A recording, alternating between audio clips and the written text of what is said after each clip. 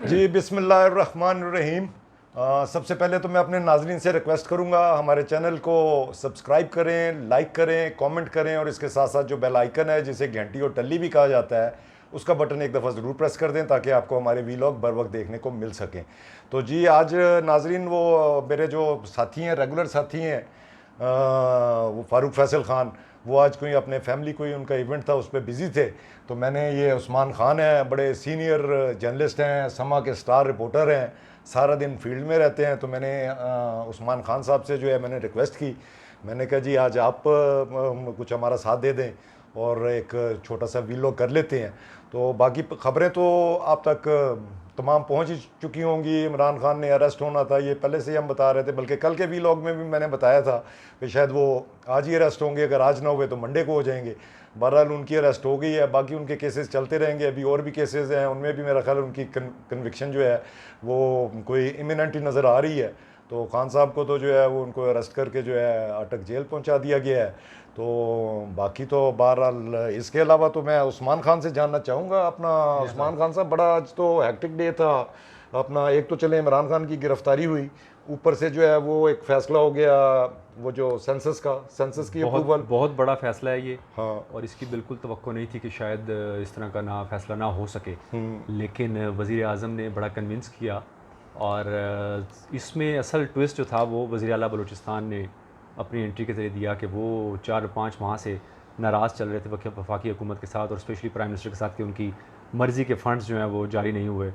तो उन्होंने किसी भी अहम मरहले पे शिरकत नहीं की और चीफ सेक्रेटरी आते रहे। आज चूँकि मामला ऐसा था कि जब तक कौमी इत्तफ़ाक़ राय ना हो, ये वो वाला मामला है मरदमशुमारी का, कि जिसके ऊपर बेस करना है, आपकी आबादी का है सारा मामला। उसके बाद इलेक्शन सबसे बड़ी जो एक्टिविटी होनी है, तो मुस्तकबिल के फ़ैसले ज़ाहिर है इस किस्म के इत्तफ़ाक़ राय से हों तो उसके मस्बत रिज़ल्ट जो है वो आते हैं। तो बड़ी खुशाइंद बात है आज, ये अच्छी ख़बर है कि हुकूमती इत्तेहाद में जो है वो इत्तफ़ाक़ राय, और ना सिर्फ हुकूमती इत्तेहाद में बल्कि जो सूबे हैं उनकी जानिब से भी जिस तरह की जमातें और सूबे जो है वो रिज़र्वेशन शो कर रहे थे, आज इत्तफ़ाक़ राय से वो फ़ैसला वो हो गया। और अब ज़ाहिर है आगे एक और जो हम बात कर रहे थे कि जी 90 दिन चाहिए, तो अब वो 90 दिन की जो एक रास्ता था वो ज़ाहिर ओपन हो गया है।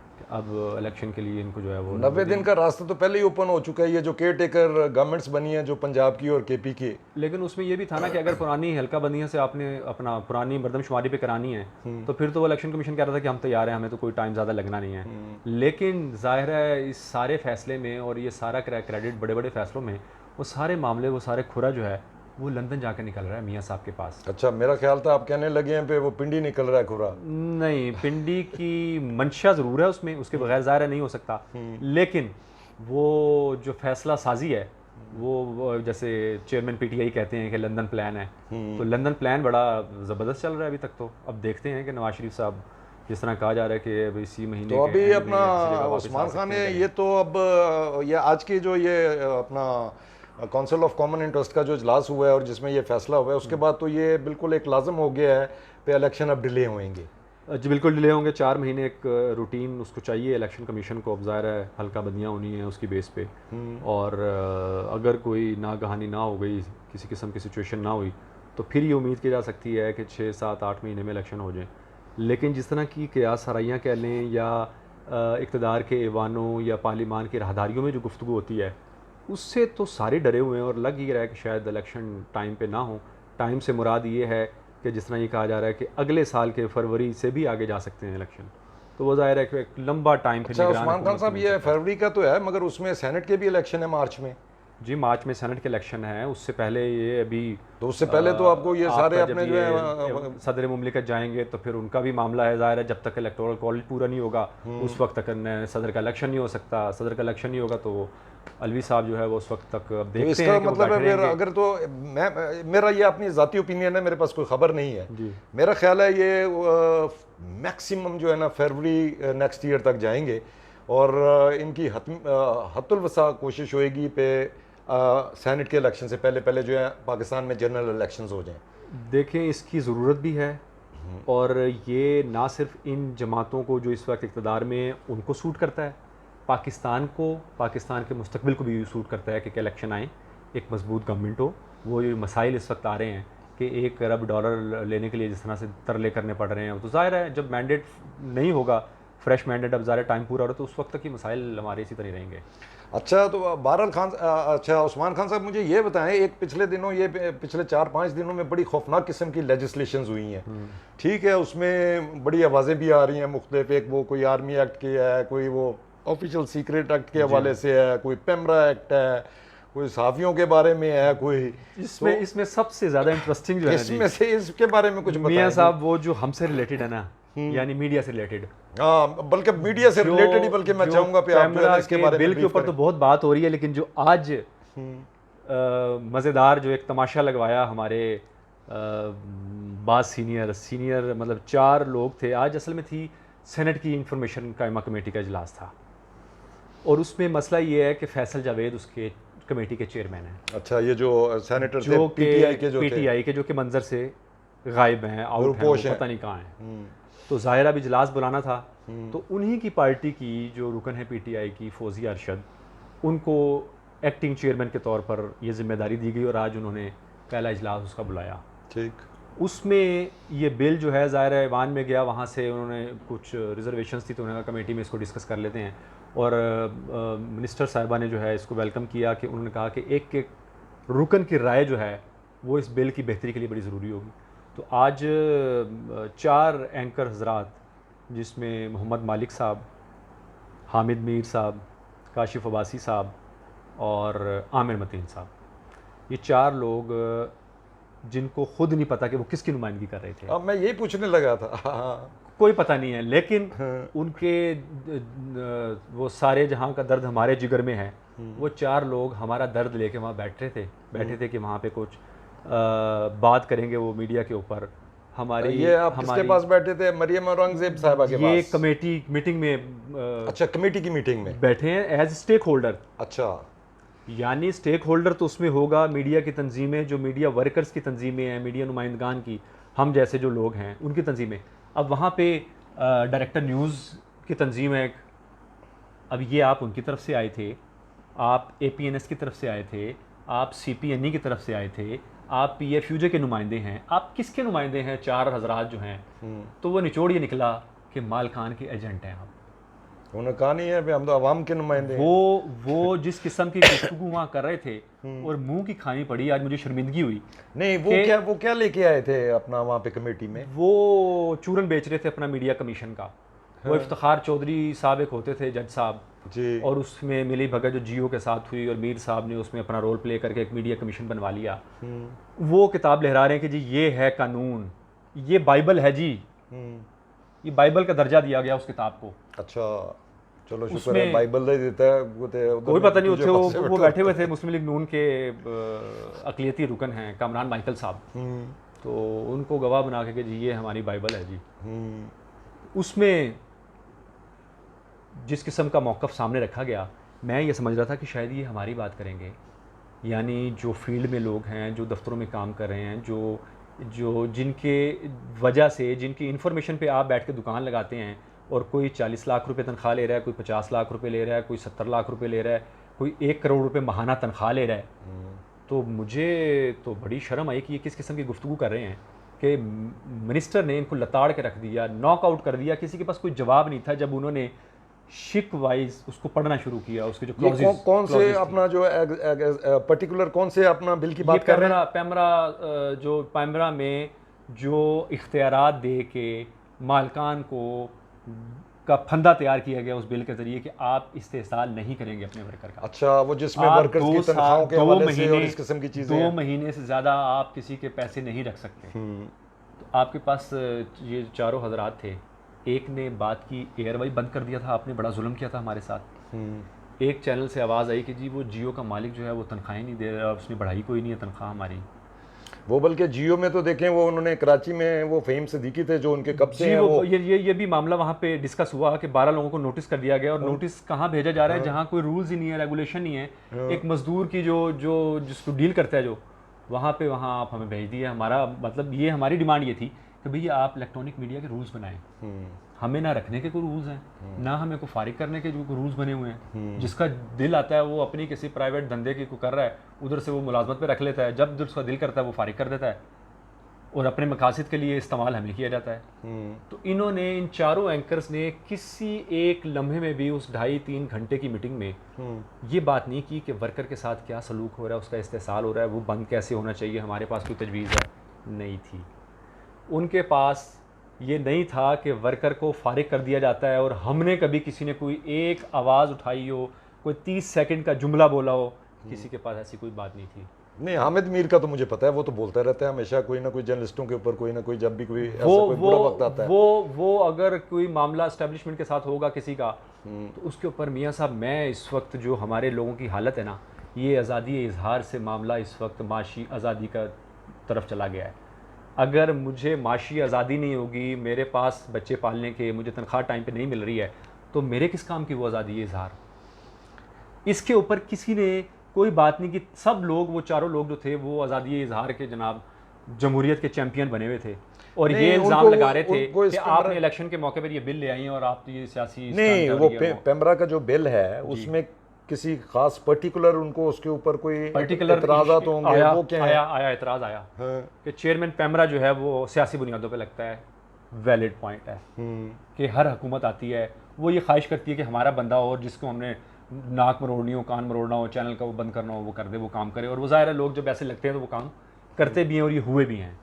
उसके लिए एक तजवीज़ ये थी कि जी पार्लियामेंट की ओवरसाइट या तो कमेटी हो, या उनकी नॉमिनेशन या उनकी जो तैनाती है वो पार्लियामेंट के थ्रू हो। एक पार्लियामेंट का जो है कमेटी बनी हो, कोई बोर्ड बना हो, चेयरमैन सेनेट हो, स्पीकर हों और कुछ लोग हों, वो बैठ के इसको तैनात करें चेयरमैन। ठीक है, वैलिड है। उन्होंने बिल्कुल कहा, मैडम ने, उस मिनिस्टर ने कहा कि इस बिल में, और बिल्कुल वो हमने पढ़ा भी है, उस बिल में वो मौजूद है कि ओवरसाइट कमेटी होनी चाहिए। इस बात को मान लिया गया। ठीक है।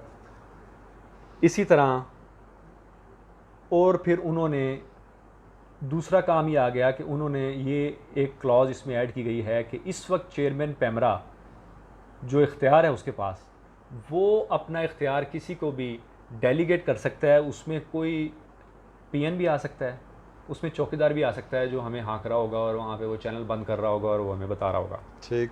उसको ख़त्म करके इख्तियार जो है, बाकायदा एक काउंसिल ऑफ कंप्लेंट है या जो कमेटी है, इस किस्म का जो शख्सियात है उनको इख्तियार दिया गया है। तो उस पर बड़ा एतराज़ हुआ।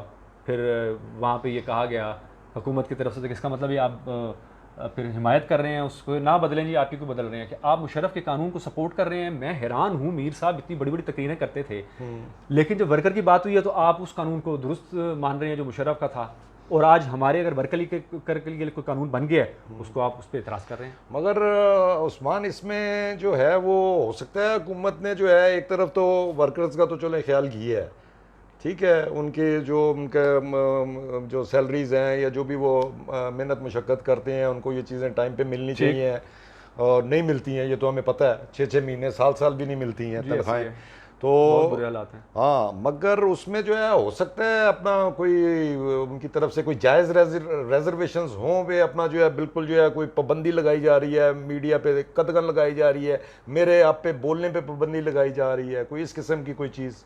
ये इतनी गुफ्तगू जो आपने की है, ये तो वहाँ बोली गई जनरल गुफ्तगू की, ये बड़ा आज़ादी के ख़िलाफ़ है और ये मीडिया को, और ये हमारे हमसे शुरू होगा और आप पॉलिटिशियन तक आएगा, आप भी फंस जाएंगे। उन्होंने कहा जी ये क्लॉजेज हैं, ये बिल है, इसकी शिकें हैं, एक एक शिक पे आ जाती हैं। आप ज़रा बता दें, आपने कोई इसमें तजवीज़ दी हो, आपने कभी लेटर लिखा हो, आपने कभी किसी से रब्ता किया हो। एक पूरे 12 महीने, 1 साल में ये बिल तैयार हुआ है। किसी एक ने भी ये नहीं कहा कि जी इसको ऐसे नहीं, ऐसे करना चाहिए। इसमें मेरा ख्याल है ये जो जर्नलिस्टों की जो यूनियंस है उनके रिप्रेजेंटेटिव तो थे ना, मेरा ख्याल इसको तैयार करने में। इसमें थे जी। वो कह रहे हैं कि मीर साहब ने कहा कि जी शहजादा जुल्फ़िकार और PFU के बाकी 1-2 लोग थे उसमें, उनके साथ मुशावरत की गई है। और साथ ही उन्होंने ये भी कहा कि एक लीडर नाम नहाद जो कायद हैं, ख़ुद को कायद कहते हैं, उनको राजा रियाज से तशबीह दीजिए कि अपोजिशन लीडर टाइप के जो लीडर हैं राजा रियाज से, उनसे मुशावरत की और वो हर मौके से भाग जाते हैं। आज भी वो नहीं थे, क्योंकि उनको जवाब देना पड़ता कि आपने 1 साल मुशावरत की है इस बिल के लिए और आपने इनपुट दिया, तो ये क्या इनपुट दिया कि आपके दोस्त ही यहाँ बैठ के मुखालफत कर रहे हैं। ठीक। अच्छा, अभी मुझे मरियम औरंगज़ेब ने वहाँ बड़ा अच्छा केस, मतलब जो मैं तो वहाँ देख रहा था ज़ाहिर है, और फिर वहाँ पे नुमाइंदगी भी एज़ PRA मेंबर, जो हमारा इनपुट है बुनियादी तौर पे, ये जो वर्कर्स का मामला था, ये PRA ने 3 साल पहले ये अपनी वर्किंग करके अपना इनपुट दे के ये मिनिस्ट्री को दिया था कि ये है जी, ये चीज़ें होनी चाहिए।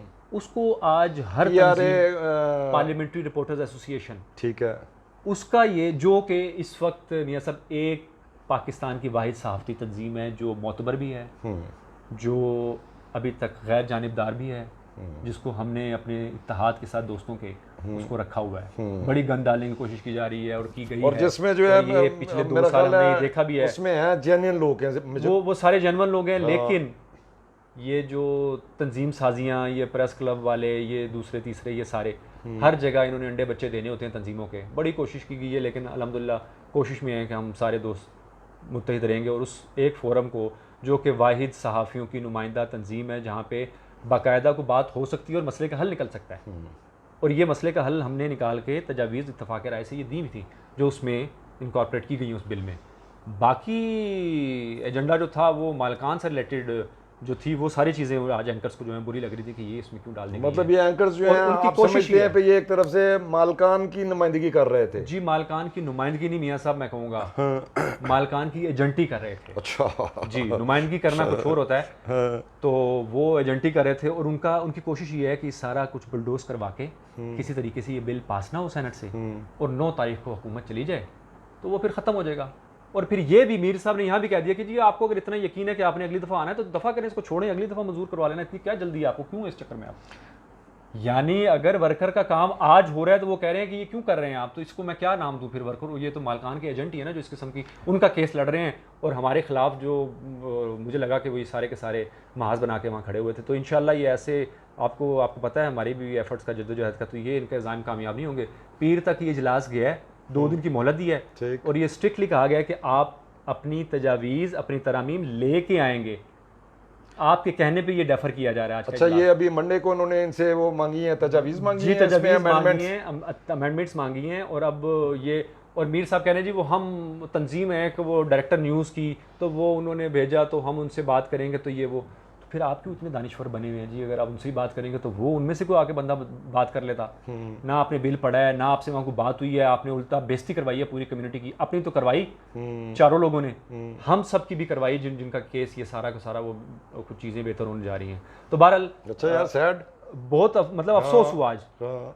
तो आज तो ये बड़ा हॉट तो टॉपिक अभी आप जो है ये कब समझ रहे हैं, ये अब ट्यूसडे तक जो है ये इसको फिर लेके आएंगे वापस? ये मंडे को जो है उन्होंने कहा है कि जी आप अपने तरामीम लेके आएँ, तो उसके बाद फिर इसको हम देख लेते हैं। ज़ाहिर है अगले दिन भी सेशन है तो वहाँ से भी, मतलब ये जो है ये हुकूमत जो है 9 तारीख से पहले जो है अपने जाने से पहले इसको पास करना चाहिए। क्योंकि असेंबली से हो गया तो ज़ाहिर है सेनेट से होना है, तो अगर ना हुआ तो फिर लैप्स हो जाएगा, खत्म हो जाएगा। साफी भाई उनके लिए गुड लक है, तो मेरा ख्याल है इजाज़त ना ले लें, या और कोई कुछ खास? बस कुछ खास बाकी तो फिर ये है कि बुध को शायद नाम आ जाएगा सामने निगरान वज़ीर आज़म का। अच्छा हाँ, तो बुध को वो तो वैसे अभी तक 5 नाम मियां साहब को भेजे गए, ये 5 नाम जो है उनमें से ही फाइनल होने हैं। यही तो 1 मिलियन क्वेश्चन है अभी तक, तो यही देख रहे हैं कि जी वो इस कमेटी ने 5 दे दिए, उसने 2 दे दिए, इसने 3 दे दिए। जी बड़ा ये वैसे कमाल है पे, काफी जो है ये इसको खुफिया रख रहे हैं, बड़े समझदार लोग हैं, वो इशारों के नायों में बात करके खबर भी दे रहे होते हैं। नून लीग जरा कंजूस है खबर देने में, तो उनकी तरफ से जो है वो तो यही इशारे आ रहे थे कि इसके अलावा भी कोई नाम हो सकते हैं, लाजमी तो नहीं है कि 5 नाम अगर चले गए हैं तो आज जरदारी साहब इस्लामाबाद में बैठे हैं, PM साहब की मुलाकात हो गई है, तो चीज़ें शायद आने वाले दिनों में जो है ना वो मज़ीद खुलेंगी और सामने आ जाएंगे नाम। चलें जी, जो भी हो इस मुल्क के लिए बेहतर हो इंशाल्लाह जी, अल्लाह, और बाकी जो है सहाफ़ियों के लिए बेहतर हो, ये जो बिल आ रहा है। रिक्वेस्ट है आप तमाम एंकर से भी और तमाम मालकान से भी कि हम आपके लिए लड़ते हैं, तो प्लीज़ अगर हमारे लिए कोई अच्छी चीज़ हो रही तो रोड़े लटकाएं। इसके साथ ही हमें इजाज़त दीजिए, कल इंशाल्लाह फ्रेश व्लॉग के साथ फिर हाज़िर खिदमत होंगे। अल्लाह हाफिज़।